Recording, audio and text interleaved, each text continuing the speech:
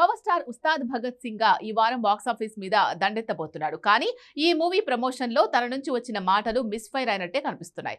Rebel star Prabhas చేసిన తప్పే పవన్ కళ్యాణ్ కూడా చేసినట్టున్నాడని ట్రోలింగ్స్ కూడా పెరిగాయి.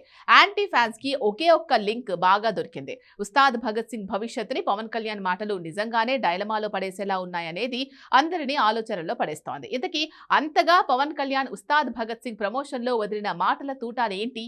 ఎందుకు అవి మిస్ఫైర్ అయ్యాయని అంటున్నారు? వాటికి రెబల్ స్టార్ ప్రభాస్ రాజాసాబ్ మూవీకి ఉన్న లింక్ ఏంటి? Take a look.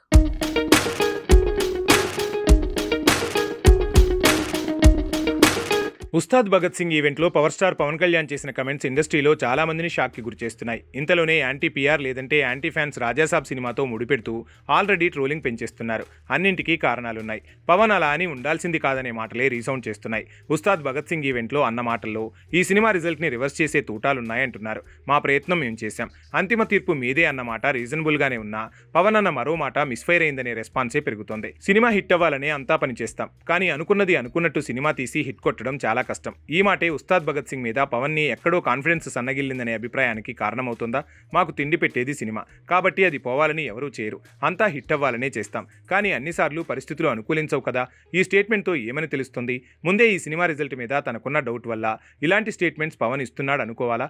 ఇక్కడే రాజాసాబ్తో అంతా పోలుస్తున్నారు. ఆ మూవీ రిలీజ్కు ముందు కూడా చేసిన ఈవెంట్లో రెబల్ స్టార్ ప్రభాస్ ఇలాంటి స్టేట్మెంట్లే ఇచ్చేశాడు. మేం చేయాల్సింది చేశాం, మాకైతే నచ్చింది, ఇక మీరే తేల్చాలన్నాడు. అప్పుడే ఇది పోయినట్టు అన్న ట్రోలింగ్ జరిగింది. అనుకున్నట్టే రిజల్ట్ రివర్స్ అయింది. కొన్నిసార్లు వాళ్ళు చేసిన సినిమా మీద వాళ్ళకే నమ్మకం లేకో, క్వాలిటీతో పాటు చాలా విషయాల్లో కాంప్రమైజ్ అవ్వటం మూలానో ఇలాంటి స్టేట్మెంట్స్ని హింట్స్ రూపంలో ఇవ్వటం ఈ మధ్య కామన్ అయిపోయింది. అచ్చంగా అలానే పవన్ కూడా ఉస్తాద్ భగత్ సింగ్ విషయంలో వీక్ స్టేట్మెంట్స్ ఇస్తున్నాడనే కమెంట్ల దాడి పెరిగింది. మా నుంచి తప్పు లేకుండా సినిమా చేశాం, అంతిమ తీర్పు ప్రేక్షకులదే. ఇలాంటి స్టేట్మెంట్స్ ఎక్కడో ఉస్తాద్ మీద పవన్కు ఉన్న డౌట్లను రిఫ్లెక్ట్ చేస్తోంది. 45 రోజుల్లో సినిమా తీశామన్నారు. పవన్ డిప్యూటీ సీఎం అవ్వటం వల్ల టైం లేక హరిహర వీరమల్లులా చుట్టేశారు. అందుకే ఇలాంటి స్టేట్మెంట్స్ పవన్ నుంచి వచ్చాయా? ఇలా 1,00,000 డౌట్లకు తన స్టేట్మెంట్లే అనవసరంగా కారణమవుతున్నాయి. అసలు నిజమేంటో ఉగాదికి తేలుతుంది.